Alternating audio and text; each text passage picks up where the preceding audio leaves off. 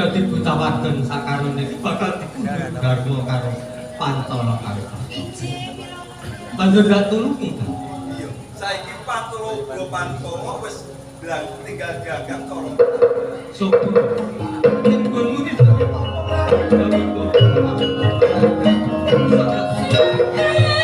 Ada yutari.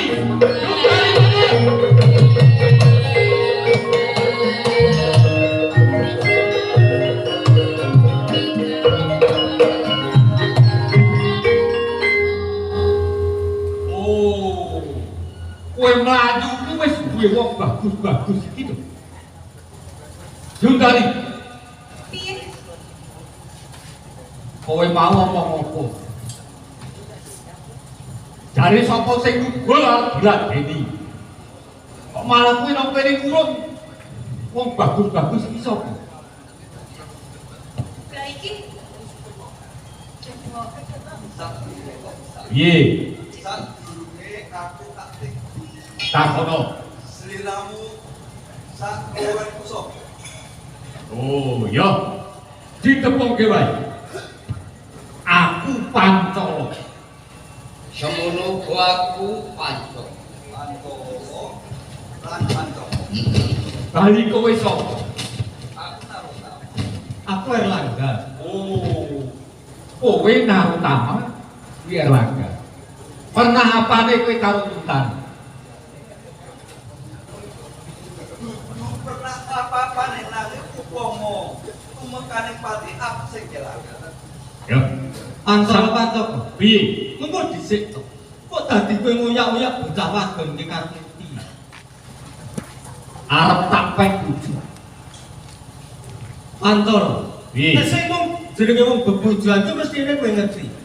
Padha senenge. Yen buta kakonane iki gak salah ora seneng marang kowe mbok nyebut bocah wadon iki.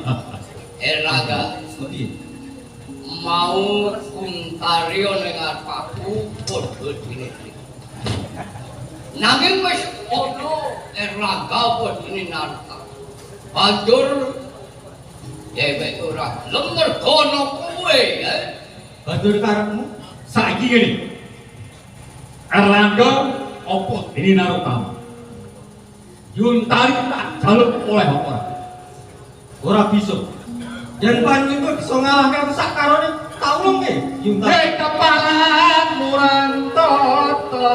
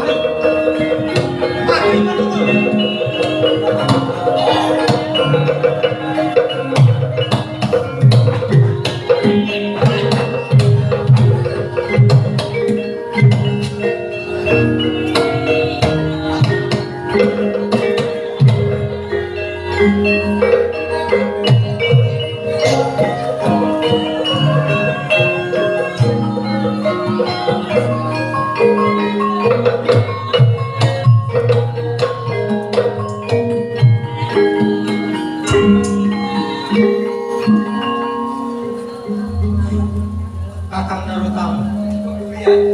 Umpamane Gusti Angger jagat iki wis gedhe. Yen ora gawe tinemu sengsara.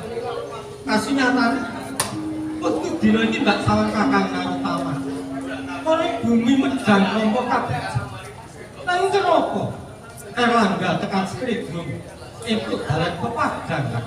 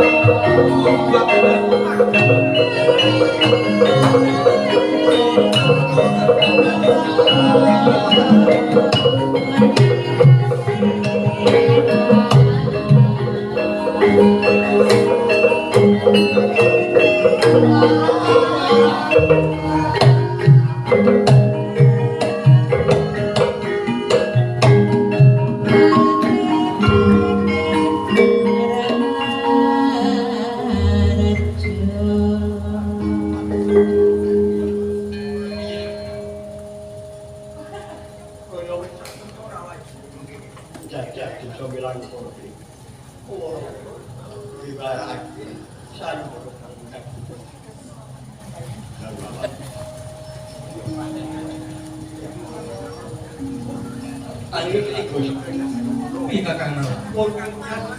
Yen ora dikono salah kang kang Iya Kakang Narotama cukup.